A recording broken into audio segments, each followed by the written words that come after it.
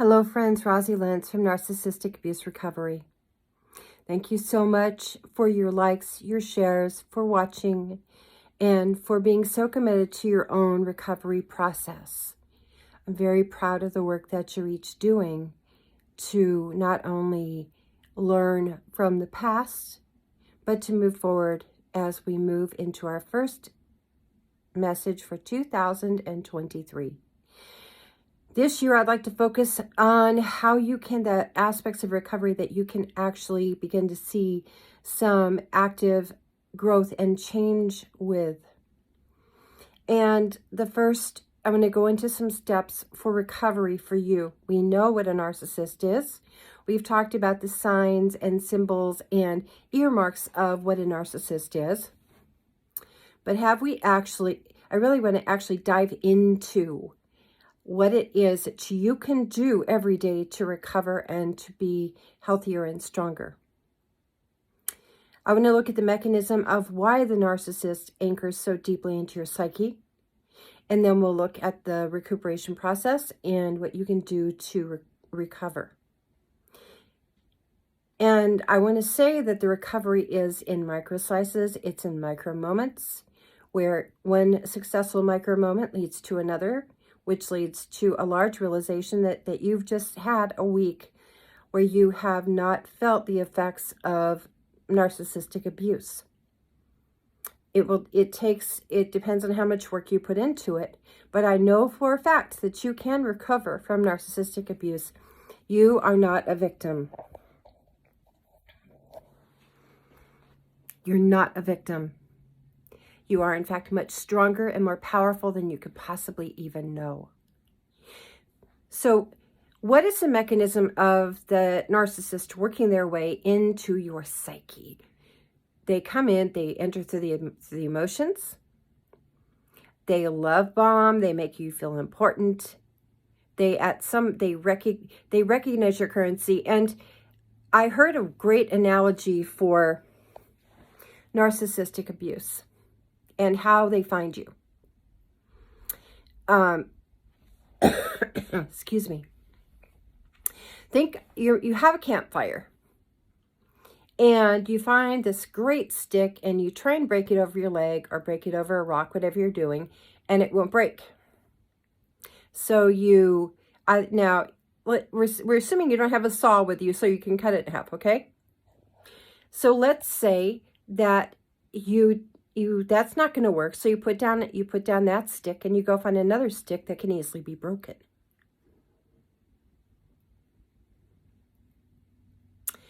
You break that stick in half or in thirds and you put it onto the fire to help fuel the campfire. Right? So what the narcissist does is recognizes your breaking point. They are able to, if you will, kind of look at your emotions and know the earmarks for what it is, where your weaknesses are. And they may observe you for a while. You may find that this is someone who's been watching you for a while. And they say, gosh, I've been watching you for a while. I'd really like to go on a date with you. I'd really like to get to know you. Or maybe they offer to help you with something that you are having difficulty with. And that's how they anchor in. But they're going to love bomb you in one way or another. But they recognize the markings of someone who has been and has emotional vulnerability. And they target you. You are either their new supply or they're grooming you to be their new supplier, one of their new supplies. It's pretty insidious, actually. It's the narcissist intuition is honed to select its victims, not unlike the way animals find the weakest in the herd in Africa on the tundra in nature. They're looking for the weakest in the herd that can be controlled, manipulated, and broken, just like that branch. Okay. They get in through the emotions. They start alienating you from your friends and family because they become the person that supplies your emotional needs. They want to take the place of everybody in your life that you are close to and have built a healthy relationship with. Okay. They get into your mind.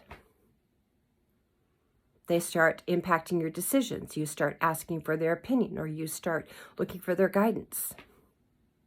They may try and break into your bank account. I need to borrow $15 for gas. I need to get, I need a pack of cigarettes. I need $300 for this. So I need $1,000 for this. And then the pathologies start coming in. You start to get headaches. You start to feel sick. And I want to share with you that when I was free of my narcissist, I stopped having migraines. I was having up to 3 migraines a week. And I was beginning to feel rather discouraged because I tried all sorts. I went to chiropractic care. I did all sorts of things to try and stop the migraines. I meditated. I took long hot baths. I joined a yoga group. But it wasn't until my narc was out of my life that I stopped having headaches. And when I realized I hadn't had a headache in a month and a half or 2 months, and it took a while. I'm going to tell you, it took a while for this to happen because my body had to get used to not having headaches, used to not going down that road of the pathology of a migraine. But I did. Fantastic. I'm going to give you the steps of recovery. So if you need pen and paper, or if you just want to review this video when you need to, and we're going to come from the perspective of you having not left your narcissist, okay? This is if you have not yet left your narcissistic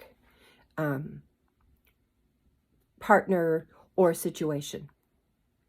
First off, learn to have a healthy boundary. What does this look like? Well, a healthy boundary is saying no more often. And if necessary, saying to that narcissist when they are trying to apply blame, shame, and guilt to you, like we've talked about before, I reject this. I return all of the energy of this to you. You cannot compromise me.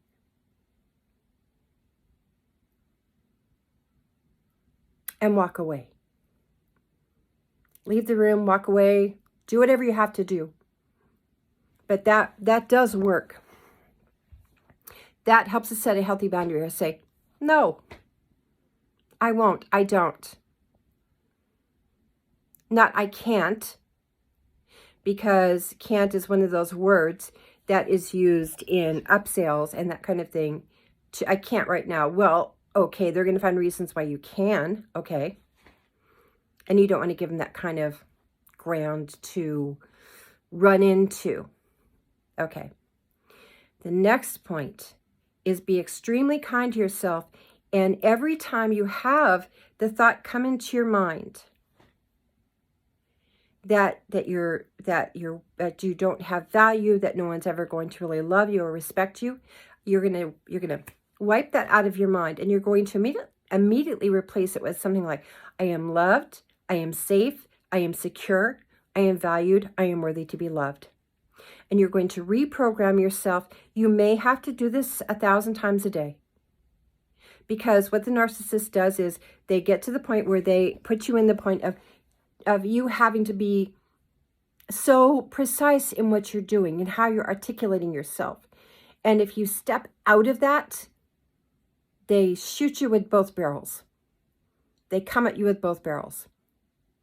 The next thing is to work with someone, with a qualified therapist who can help you unpack the abuse that you went through with a narcissist, right?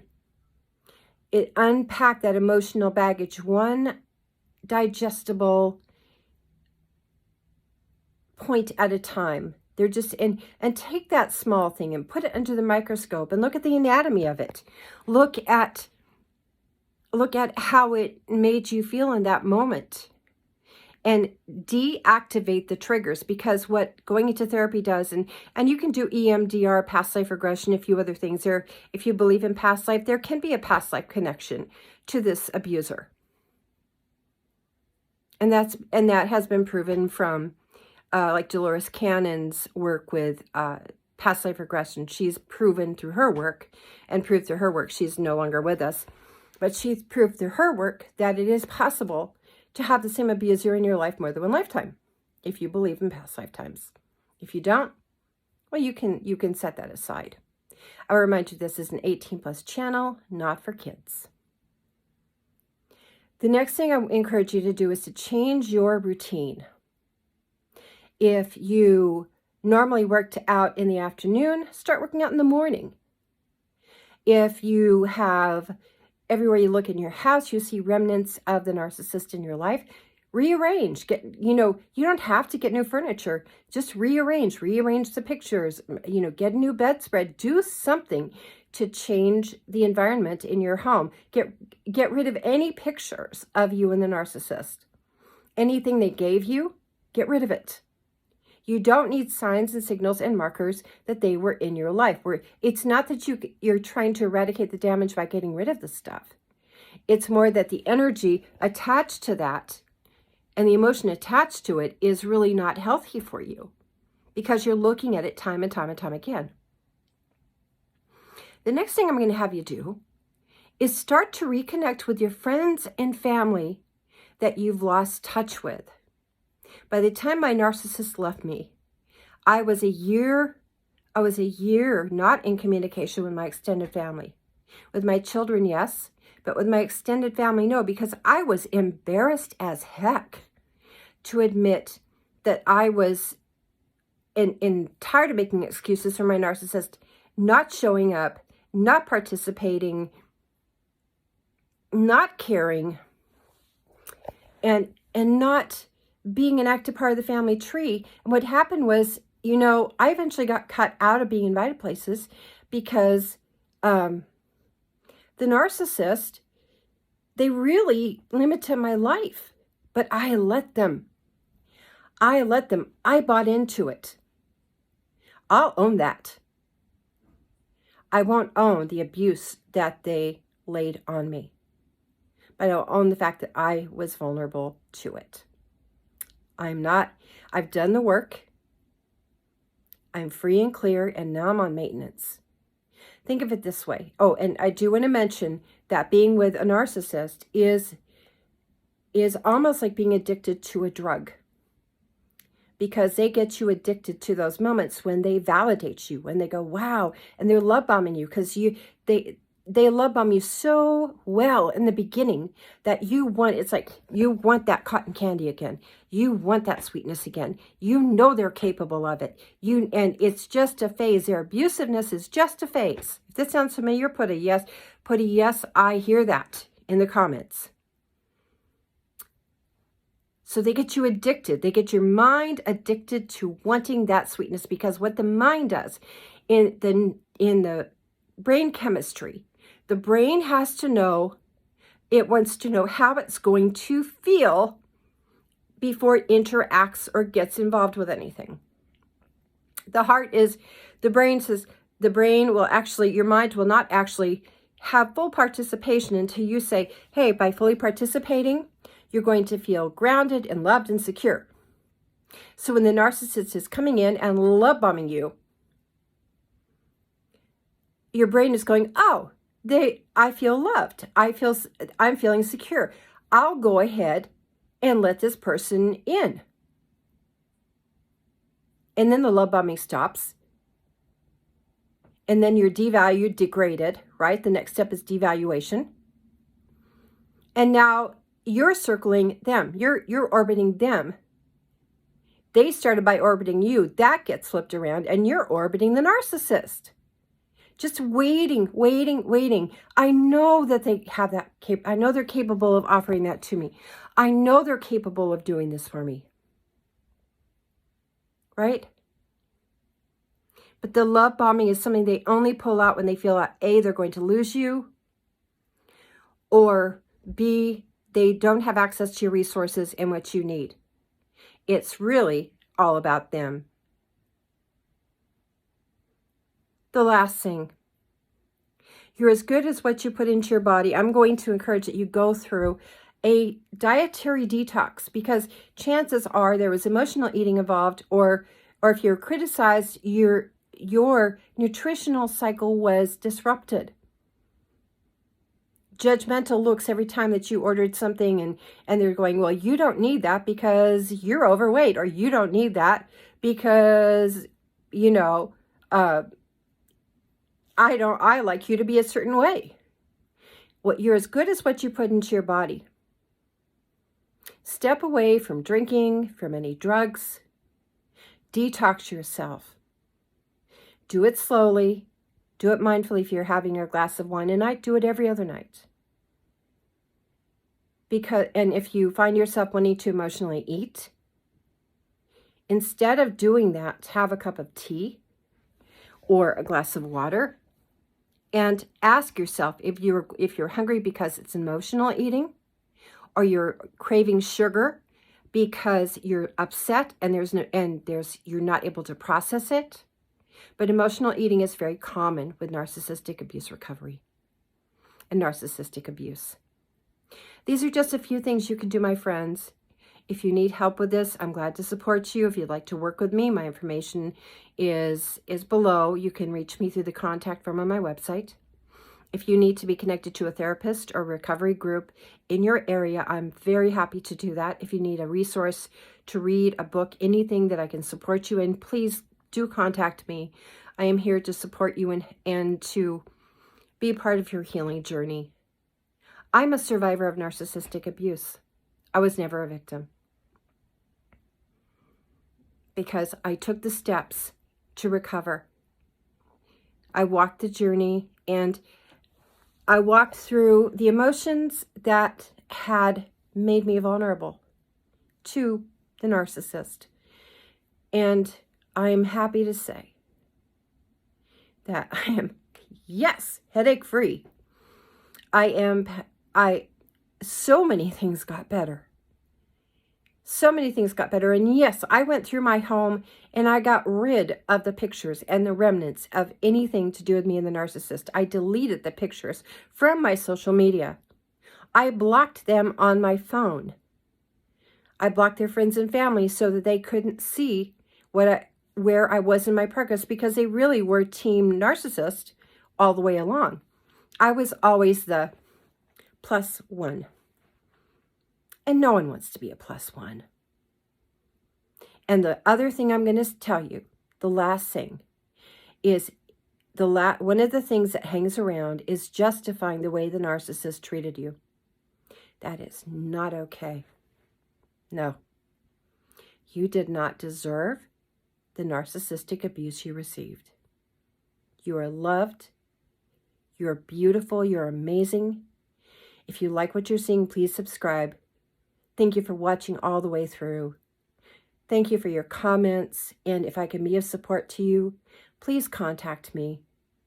Many blessings to you. A very happy and abundant narcissistic-free year. Woohoo! Let's get out the party favors. I love you all very much. We are all family. We will get through this together. You are not alone. Many blessings. I'll talk to you soon. Bye.